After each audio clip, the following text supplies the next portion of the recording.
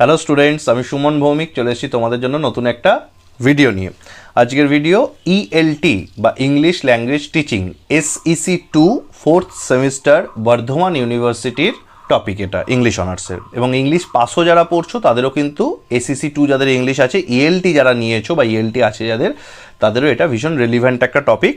তার একটা নোট আমরা পড়বো। প্রথমে SEC 2 পেপারটা সম্পর্কে বলে নিই। বর্ধমান ইউনিভার্সিটিতে SEC 2 পেপার তো নিশ্চয়ই আছে, কিন্তু যেটা নেই সেটা হচ্ছে এর কোনো বই। তো সেক্ষেত্রে কী করতে হবে, সেক্ষেত্রে নোট ভিত্তিক পড়াশোনা করতে হবে। SEC 2 আমি পড়াই, ফিল্ম স্টাডিজ এবং ELT দুটো চয়েস আছে। স্টুডেন্টের ক্ষেত্রে দুটোই আমি পড়াই, ELTও পড়াই, ফিল্ম স্টাডিজও পড়াই। তো সেক্ষেত্রে দুটোরই ক্ষেত্রে 2, 5, 10-এর নোটস আমি PDF দিয়ে দিই এবং সেগুলো পড়িয়ে দেওয়া হয়। সেটার একটা 10 মার্কসের নোটস আজকে আমরা ফলো করব। প্রশ্নটা হচ্ছে, what is meant by learner centric perspective in the classroom? ক্লাসরুমে লার্নার সেন্ট্রিক মানে শিক্ষার্থী কেন্দ্রিক যে পড়াশোনা, লার্নার সেন্ট্রিক পার্সপেক্টিভ, শিক্ষার্থী কেন্দ্রিক দর্শন, পড়াশোনার দর্শন, শিক্ষার জায়গা, শিক্ষায়তনে, সেটা বলতে কি বোঝো? শিক্ষার্থী কেন্দ্রিক শিক্ষা বলতে কি বোঝো ক্লাসরুমে? এটা হচ্ছে প্রশ্ন 10 মার্কসের, সেটা আলোচনা করব। ভালো করে শুনবে, কাজে দেবে, পরীক্ষা লাগতে পারে। আর learner centric perspective in the classroom refers to an approach to education that places the learner at the center of the learning process. তো লার্নার সেন্ট্রিক অ্যাপ্রোচ মানে হচ্ছে শিক্ষার্থীকে কেন্দ্র করে, যেখানে শিক্ষার্থী প্রধান ক্লাসরুমে, সেই দর্শনটা, যেখানে শিক্ষক না শিক্ষার্থী প্রধান, সেই অ্যাপ্রোচটাকে বলা হয় learner centric approach. In a learner centric classroom the teacher takes on the role of a facilitator or guide that rather than a traditional instructor. সেখানে শিক্ষক বলতে যে শিক্ষক শিক্ষিকা বলতে যে ট্র্যাডিশনাল যে রোলটা বোঝায়, লার্নার সেন্ট্রিকে সেটা বোঝায় না। সেখানে টিচার একজন গাইড, যে তোমাকে টর্চটা যে ধরে থাকবে, রাস্তাটা তুমি যাতে মসৃণভাবে যেতে পারো, সেই রোলটা হয় টিচারের এক্ষেত্রে। The focus is on creating an engaging and interactive learning environment where students are actively involved in their own learning. এবং এখানে ফোকাসটা হচ্ছে, অ্যাকচুয়াল উদ্দেশ্যটা হচ্ছে স্টুডেন্ট যাতে নিজে পড়াশোনাটা, লার্নিংটা ভালো করে করতে পারে।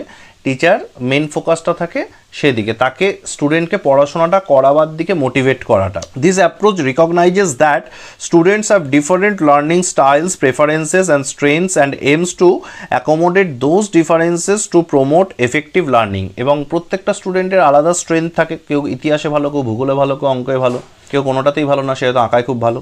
আবার প্রত্যেকের পার্সপেক্টিভ আলাদা থাকে, পড়াশোনার ইচ্ছা, মোটিভ আলাদা আলাদা থাকে, তার এম আলাদা থাকে।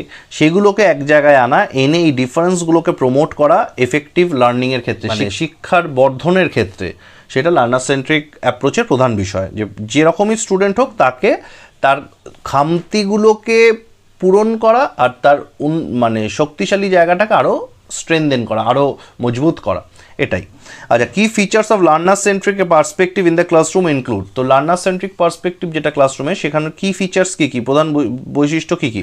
একটা হচ্ছে ইন্ডিভিজুয়ালাইজড লার্নিং। সেটা হচ্ছে students are encourage to take ownership of their learning and set personal goals. এখানে হচ্ছে প্রত্যেকটা স্টুডেন্টকে নিজের পড়াশোনার দায়িত্ব নেওয়ানো এবং তাকে পার্সোনাল গোল সেট করানো, এটা হচ্ছে প্রধান উদ্দেশ্য। আচ্ছা, instruction and activities are design to cater to their unique needs and interest. এবং তাদেরকে অ্যাক্টিভিটি বা ইনস্ট্রাকশনের মাধ্যমে তাদের পার্সোনাল ইন্টারেস্টটাকে, ইউনিক নিডটাকে, ইন্টারেস্টটাকে বর্ধন করা, এটা। 2 নম্বর হচ্ছে active learning. Students actively participate in learning process through discussions, problem solving, hands on activities and collaborative project. বিভিন্ন collaborative প্রজেক্টে বা হাতের কাজে স্টুডেন্টকে এনগেজ করা হয় লার্নার সেন্ট্রিক অ্যাপ্রোচে, যাতে পড়াশোনার সঙ্গে সে সময়টা কাটায়। যে কোনো জিনিসে তুমি সময় কাটালে সেটা আস্তে আস্তে নিজের আমরা দক্ষতা অর্জন করি, সেরকমভাবে পড়াশোনার বিভিন্ন প্রজেক্টের মাধ্যমে স্টুডেন্টকে সময় কাটাতে হয়। They are encourage to ask questions, explore and discover knowledge themselves. এবং তারা প্রশ্ন করতে পারে, তারা উত্তর খুঁজতে পারে। এইভাবে তাদেরকে নলেজ গেইন করার জন্য স্টুডেন্টকে একটা রাস্তা দেখানো হয় এই প্রসেসে। নেক্সট হচ্ছে personalised assessment. Assessment methods focus on evaluating students progress based on individual growth and understanding. তো এখানে অ্যাসেসমেন্ট বা পরীক্ষা যেটা বলা হয়, কেমন উন্নতি করছে, সেটা ইন্ডিভিজুয়াল গ্রোথ এবং আন্ডারস্ট্যান্ডিংয়ে কতটা বুঝেছে, কতটা আগের থেকে ভালো করেছে, সেই অ্যাসেসমেন্টে জোর দেওয়া হয়। আচ্ছা, multiple forms of assessment such as projects, portfolios and self reflection may be use to capture A holistic view of students learning.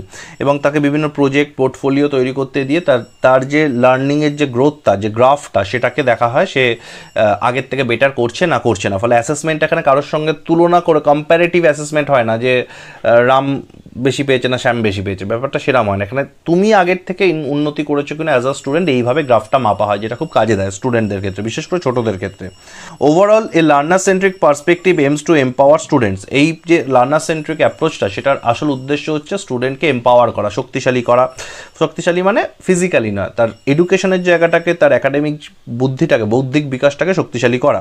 Foster a love for learning, তার পড়াশোনার প্রতি একটা ভালোবাসা বৃদ্ধি করা। And equip them with the skills and knowledge necessary for life long learning, এবং সে যে শিখছে জিনিসটাকে, সেটাকে সারা জীবন যাতে কাজে লাগাতে পারে। শিক্ষা মানে কি, যে শিক্ষাটাকে আমরা কাজে লাগাতে পারি, শিখে যদি ভুলেই যাই, কাজে না লাগাই, তাহলে শেখা না শেখা সমান। তাহলে সে যাতে লাইফ লং একটা শিক্ষাকে কাজে লাগাতে পারে, সেই জায়গাটাকে এনশিওর করা।